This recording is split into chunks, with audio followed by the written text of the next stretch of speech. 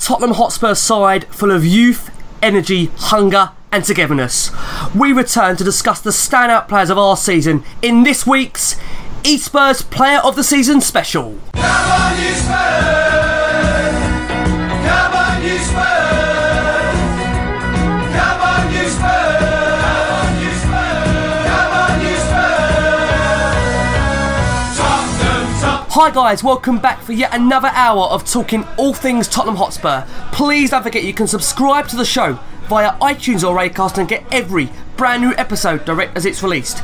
You can of course follow us across all the usual social media platforms. We're on Twitter and Instagram at e_Spurs. We're on Facebook, facebook.com/eSpurs page. We're also on YouTube, Pinterest and Tumblr. And for all the links to all eSpurs platforms, you can head to our website of www.e-Spurs.com. On the eSpurs podcast tonight, our team return to discuss your player of the season. Let's introduce the panel taking us through the next hour. I'm pleased to say we've got John Manning's back on the show. John, how you doing? All good, mate. Looking forward to it. And pleased to have you back, John. We've also got back on the show Jason McGovern. Jace, how you doing? All well and good, mate. All well and good. Good, good. And finally, last but not least, we've got Ian Gunn back on the show. Ian, how you doing? I'm very well, Rick. Thanks for having me back, and nice to be speaking all things Spurs with the other guys. It really is, and Ian, pleasure having you back. Well, guys, what a season it's been. It's a couple of weeks on, so a couple of weeks, 1 week on. I'm sure we still haven't really got over the great season we've had, and we're back obviously this week to discuss the player of the season. And I think we've all said it's been a real tough decision. We're going to come first tonight to you, Jace. Do you want to give us firstly your nomination for Player of the Season and kick us off? Yeah, my nomination was Jan Vertonghen. I think that we've all enjoyed that fluid flowing football that we've seen in the second half of the season. But of course the season lasts 38 games. And it's fair to say that we didn't see that fluid football in those first 15, 16 games. It wasn't really until the early 5-0 win against Swansea that we started to find our groove. So those first part of the season wasn't always pretty to watch, and Jan Vertonghen was the one constant in that part of the season, because we'd seen Toby missed 8 games, Eric Dyer had missed 4 games, Hugo had missed a couple, Danny Rose had missed 5. And Jan was a constant player through that, with all the team changes going on. Harry Kane was missing in that time. Dele Alli was missing in that time. But as I say, Jan was always there.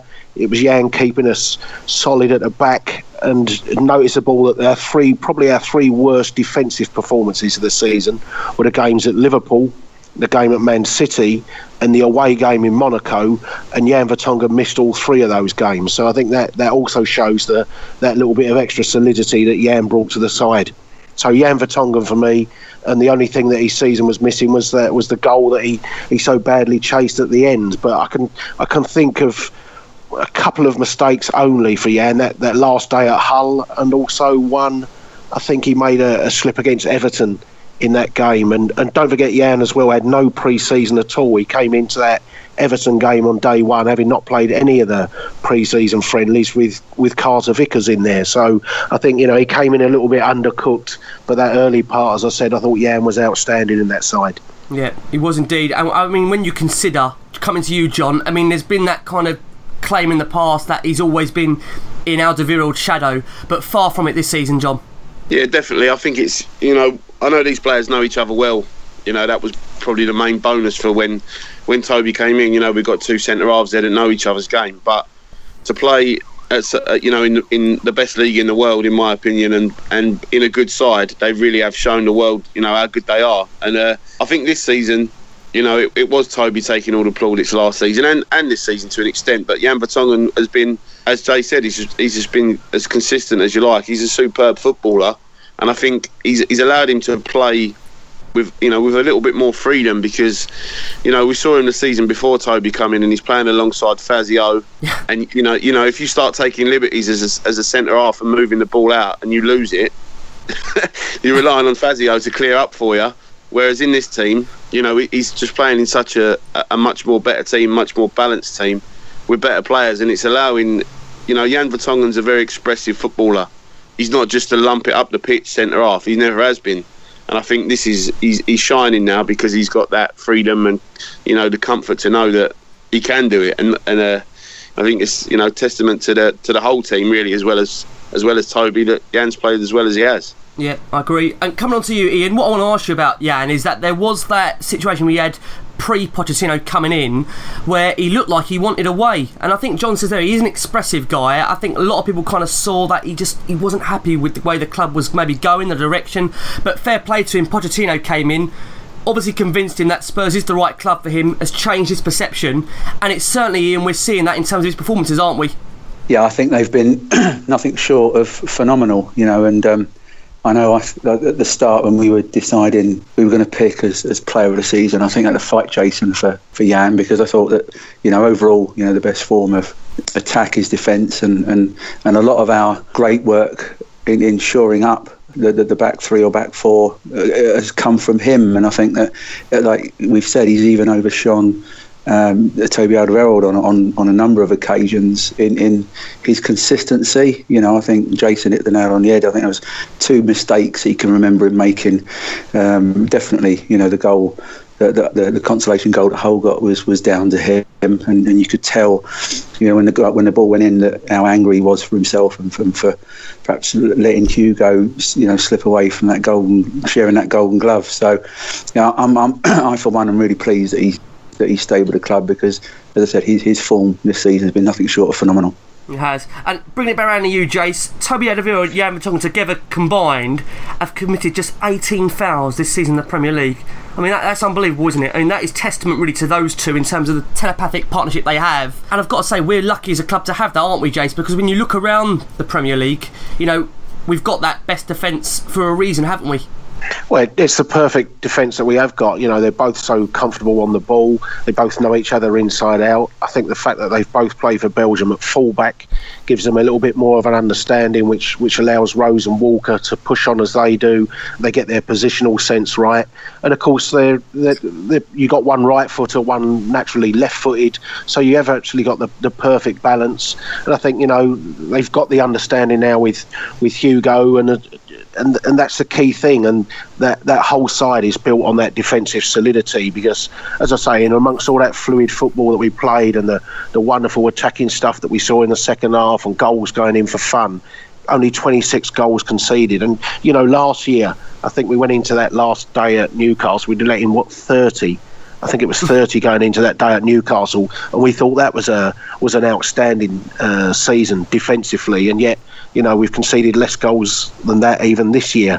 And as I say, with Jan, with Toby missing for 8 games in that first part of the season, it was Jan that kept that back line in check, and I thought he's had an outstanding season. It has been nice to see the smile return to Jan. I think it was it Kat that said he was nicknamed Happy Jan, and for so long his body language was poor. We'd seen him grumpy, you know, he was indifferent to the team spirit in the side, and yet this year the fact that he won that PFA Community Award for Tottenham, I think, tells you just how relaxed and chilled out he's been, and it's been a perfect season for Jan, and it's been back to that Jan that we saw in that very first season. Completely agree, it really has been. And coming on to you, John, when we consider that Lloris, Walker, Alderweireld, Vertonghen and Rhodes started just together in 5 Premier League games this season, I mean, that in itself tells you just a testament to how well we've done, John, in terms of managing the squad, haven't we? Well, you know, I think it's been said before that our squad is weak and all the rest of it, and that seems to be the common perception from outside, but from our fan base, really. But I don't see it like that, and that leads me to believe that I may be right in this, because, you know, even Kevin Wimmer, I think he started 15 Premier League games in 2 seasons, and he hardly gets a game. He's a good player. We know he's a good player. So there's other players who are coming in and plugging gaps and doing well, you know, even when the obvious choices are not available. Like you just said, to have them back 5 together only 5 times is ridiculous, really, and we've coped so well with it. You know, as Jay just said, conceded only 26 goals. As we'll come on to, I think, you know, the main reason for that, the plug-in of our team, if you like, is due to my nomination for the player of the season. Yeah, I mean, and also when you consider, we're looking at from a price comparison, Lloris 10 million, Walker 5, Vertonghen 10, Alderweireld 11.5, Danny Rose 850k, that totals 37.35 million. Then you look at Man City, John Stones 47.5 million, Bravo 17.1, 64 million, almost double. I mean, that you've got to say, John, credit to the board, surely. Definitely. I mean, if Man City do sign Ederson, the goalkeeper from Benfica, this week, then they would have spent more since the season finished than what our combined strongest 11 is worth. It's crazy. And it would also mean that they've spent £1.1 billion on transfers since 2008. And I know they've apparently got a magician in charge at Man City and all the rest of it, but we've finished like comfortably above them. And yeah, it's credit to everyone at Tottenham Hotspur, really, because it's all well and good finding these hidden gems, if you like, and sometimes they polish up nicely, other times they don't. But it's funny because you think, how many times we've bought and the money's been spent in such a sensible way on the whole, and we know that when you've got a man in charge who makes £2 million on the deal involving Mason and Wanyama, Mason goes for 13, Wanyama comes in for 11, then Daniel Levy's the football genius. It really is crazy when you consider that. John, we're going to stick with you because that leads us nicely. You bring up Wanyama into the next part of the spine, and I understand Wanyama was your nomination for Player of the Season, John. Yeah, he definitely was. I think you could have made a case for probably 10 of the players. Yes, this is true. And it was very difficult, wasn't it, to get it down to 4. Of course, yeah. But for me, the main difference is, in my opinion, between last season, 15-16 to season 16-17, which is just finished, is the fact that there was someone in there who was, he's just such a class player, Wanyama, and all right, you can say he conceded, I think, 60 odd fouls in 36 Premier League games. But that meant that Jan and Toby only had to concede 18, and he was there doing the dirty stuff, and he's good at doing that. And I think if you've got a player in midfield, he recovered the ball 252 times in 36 league games, played 45 games in total, he scored 5 goals. He was that player that we'd so desperately needed. I think if you'd have said last summer, where do we need to strengthen first, it definitely was in that midfield, because although Dyer and Dembele were good that season, you were relying on Mason or Carroll or someone like that to come in, and Wanyama's he's a cut above them. And I think the one thing that we were worried about was his disciplinary record. I think every Spurs fan would have said that. Yeah. And he did pick up 12 yellow cards this season, but no reds. From that point of view, he seems to, it's like we said before, last time I was on, I was saying, he's less likely to have to lunge in as often because he's playing in a better team who keep the ball better than previous sides he's played in. What a steal as well. Unbelievably crazy fee there. And coming to you, Ian, when you consider he won more tackles, made more interceptions and attempted more passes than any other Spurs player this season, Ian, can you remember a player having a more consistent season than him? And obviously Harry Kane, yes, his goals have been amazing, but in terms of performances week in, week out, it's been ridiculous, hasn't it, his consistency?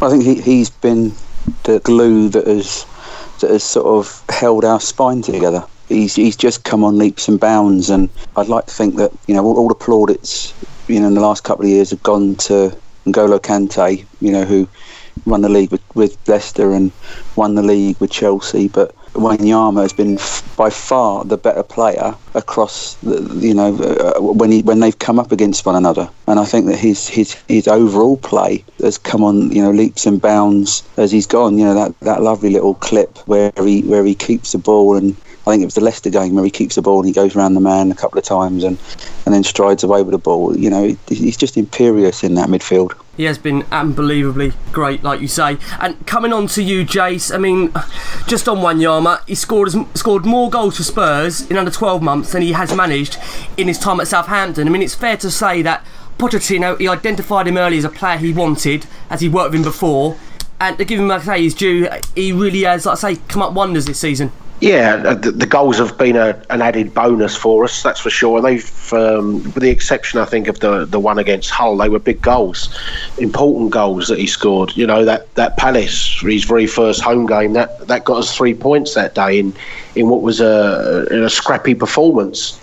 And I think it was a pleasant surprise that, as John said, that he did rein that temperament in. We'd been led to believe that we'd got a red card waiting to happen, and I think there was a game at Stoke very early on that we won 4-0, and the one at Palace were really the only 2 games where you thought he was running that danger of seeing a red card. But other than that, he was exceptional, and I think he missed just 2 league games, wasn't it? The one at Burnley and the one at Swansea.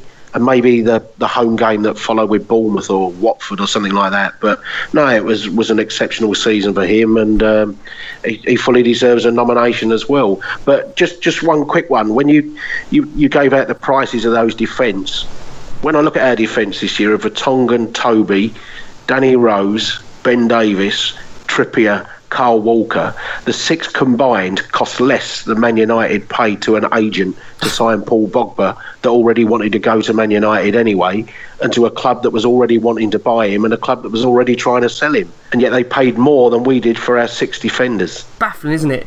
Really is. And again, like we said, I mean, everyone has stepped up this season. It is so hard trying to pick out individual players from the squad as a whole, but I want to bring it round, if we can, next to my nomination, which was Christian Eriksen.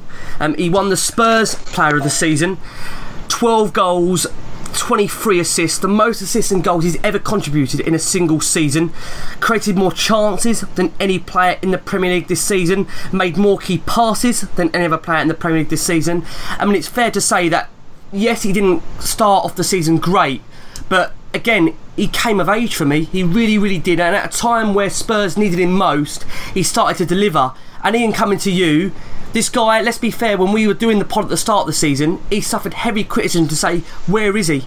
He's going missing. But I mean, fair play to him. You've got to say, for that large chunk of the season left, he really did step up and perform.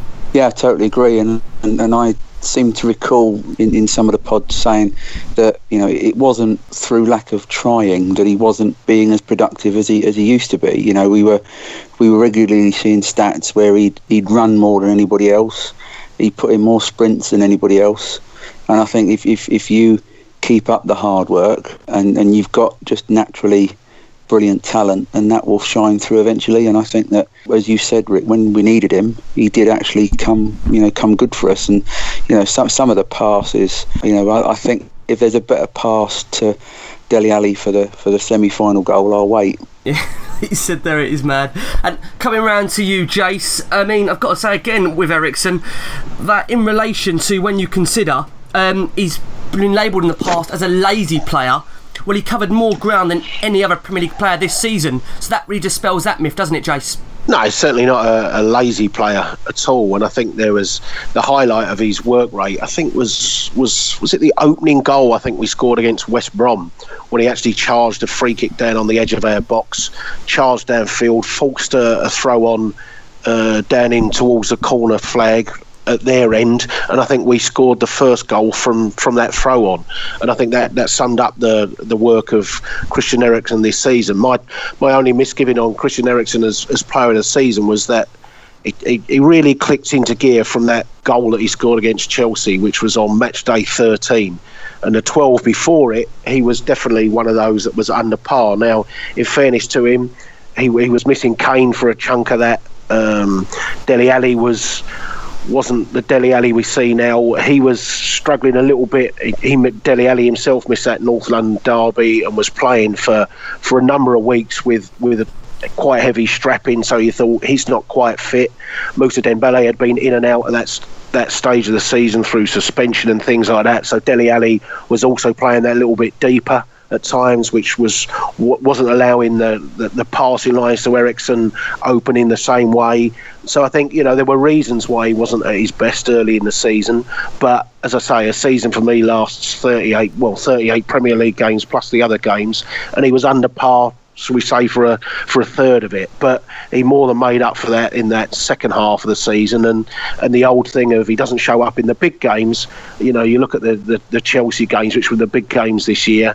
He scored in one of them, and he made what? He made both for Dele Alli, and he made both in the semi-final. So if you take those 3 games as saying they were the 3 biggest games for us this year, he performed admirably in those 3 games. So, you know, those, and he was heavily involved, I think, in the goal against Arsenal, wasn't he? For Dele Alli as well at White Hart Lane. So no, he had an exceptional 2/3 of the season, but would just be short for my player of the season. Fair enough. Okay. I mean, I've got to say again with Eriksen, his absolute wizardry for me against Arsenal for the opening to Dele Alli's goal.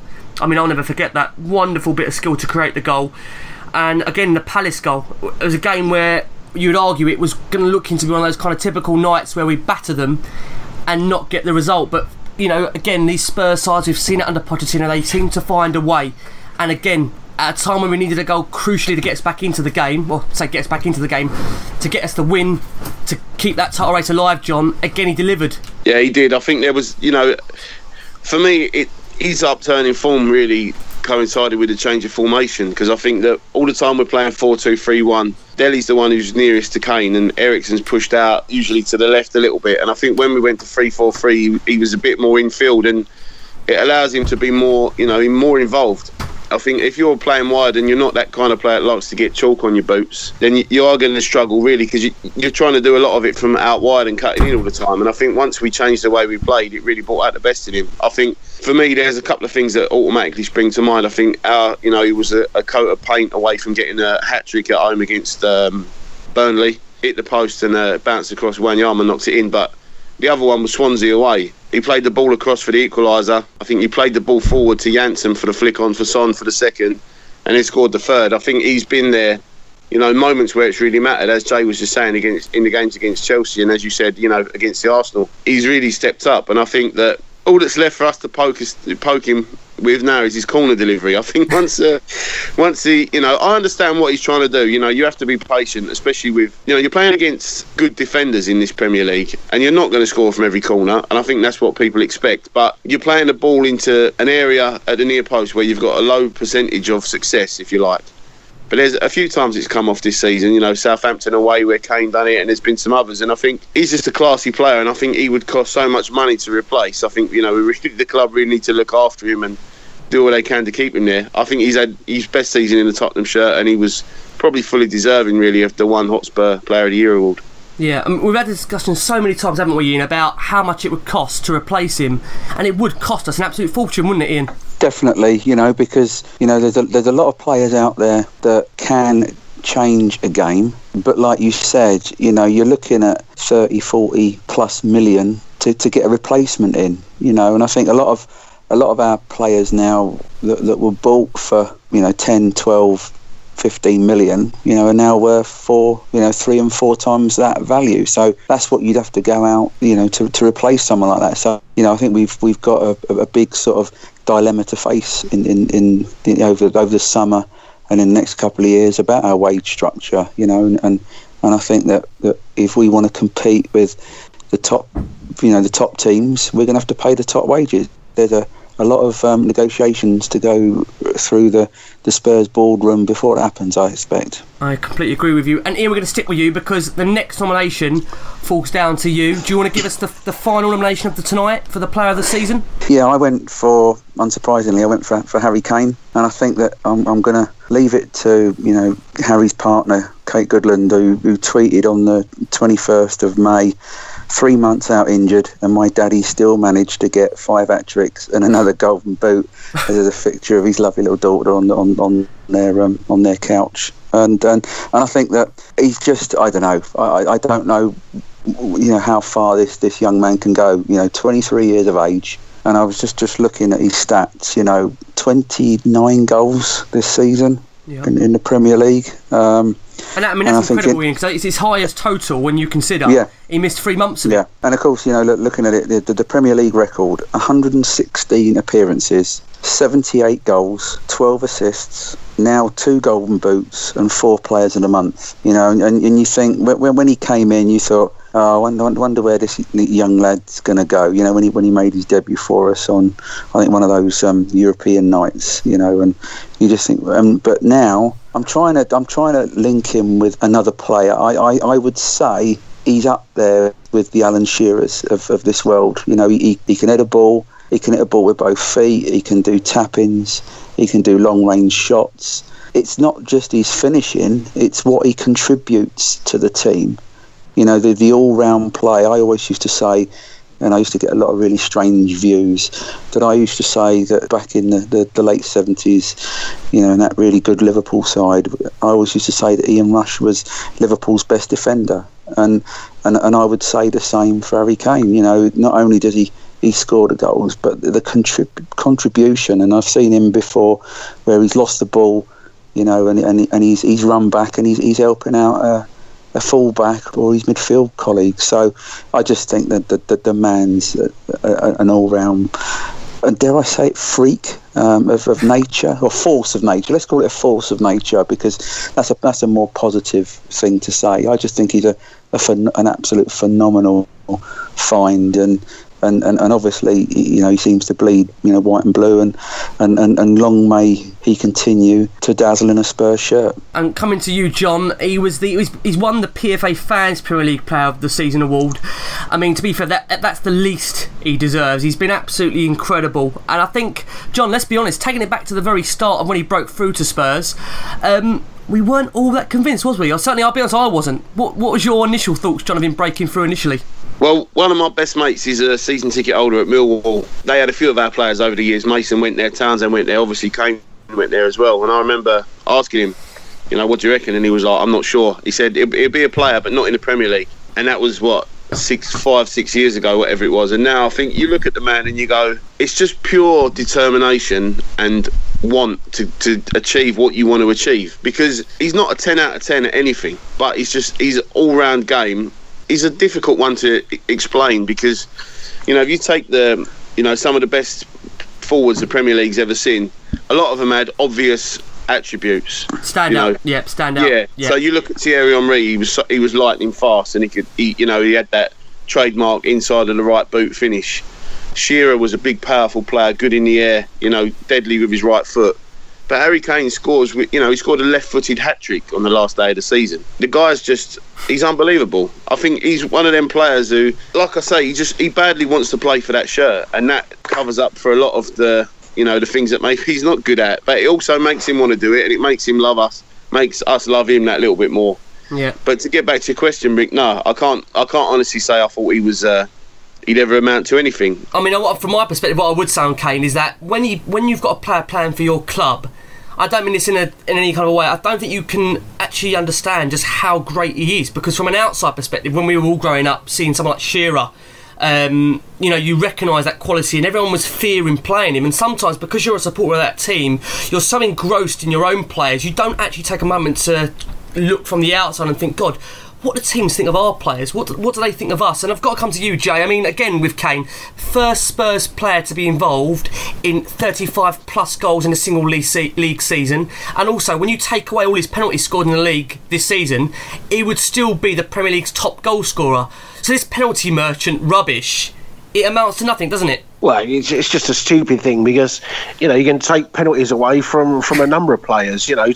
Take Frank Lampard's penalties away, or take, Alan Shearer used to take penalties. I mean, you still got to put the penalty in the back of the net at the end of the day, and it's as simple as that. And it's part of football.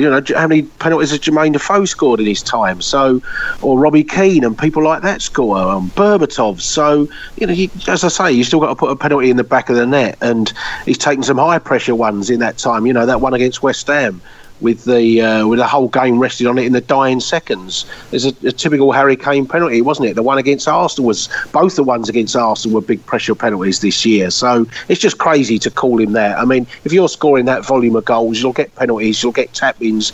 But, as we said, he's the number of goals he scores from outside the box with real crisp shooting. And I think I said it last week, we owe Jermaine Defoe a big thanks for that, because you can see so many of his finishes Jermaine Defoe, hit very early, go in those bottom corners and hit with power, little backlift and things, and you can see he works a lot with Jermaine Defoe. But the one thing I'll say about Harry will go right the way back to the start of the season. I think he'd come back from those Euros sluggish, under a lot of pressure from the media, that he'd failed to deliver on his first big stage. He'd been taking corners and free kicks from England.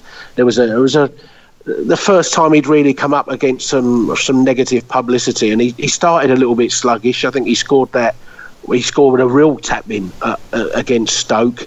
Played that first Champions League game, and he looked a little bit off the pace, and we played that Sunderland game after Monaco, and I can remember on the pod there was a serious debate on the pod and readers' questions actually asking for Harry Kane to be left out of the side.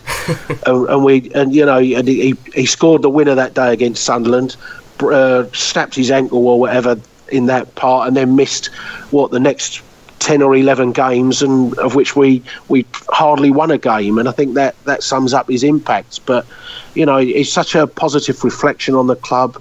I'm sure we may well come to some of the Danny Rose comments, but his comments on Harry Kane, how focused he is on being a top player at Tottenham, on breaking all the Tottenham's records. Yeah. You know, that was brilliant to hear, wasn't it, from Danny Rose? Danny Rose's words were, he sees Kane's mentality is that I'm going to break every single record. I'm going to captain this team into the new stadium, Jason. I mean, that's such a great thing to hear. I mean, that's what you want, isn't it? That's what you want to hear. And the reception to him in, all right, we're talking about Hong Kong, and we won't talk about what the result was, and we did win a trophy in Hong Kong, incidentally.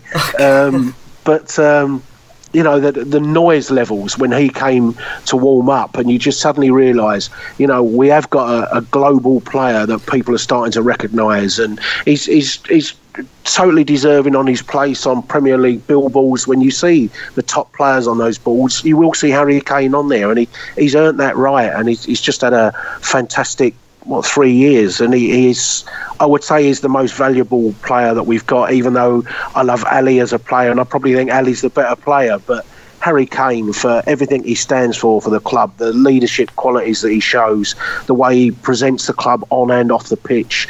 You know, he doesn't have to be covered with tattoos. He doesn't have to have a stupid hairdo. He doesn't need a silly celebration. He just goes on, and he looks like the fan on the pitch, doesn't he? Scores his goals, gets on with the game. He doesn't need to do any fancy photo shoots or anything like that. And you judge Harry Kane purely as a player, and I think that's the quality that he's got. Yeah, and then like you said there, I think, Jay, just to sum it up, I think he's certainly the poster boy of Tottenham. If you want someone to be the iconic figure at this club and what we stand for, Harry Kane is most certainly it. The way he broke through, his relentlessness not to give up, and the will to believe that he is going to succeed at our club. I mean, it is phenomenal to see. And we've got to say just some other things out there, that despite, let's say, playing 7 games fewer, missing 3 months, he finished 4 clear of Lukaku, which again for me I think is absolutely incredible. Scored as many Premier League hat-tricks as Wayne Rooney, 23 I think, like we've said. And Pochettino is setting this 30-goal challenge, and to be fair, for next season you wouldn't bet against him doing it. He's just been incredible, and long may his form continue in a Spurs shirt.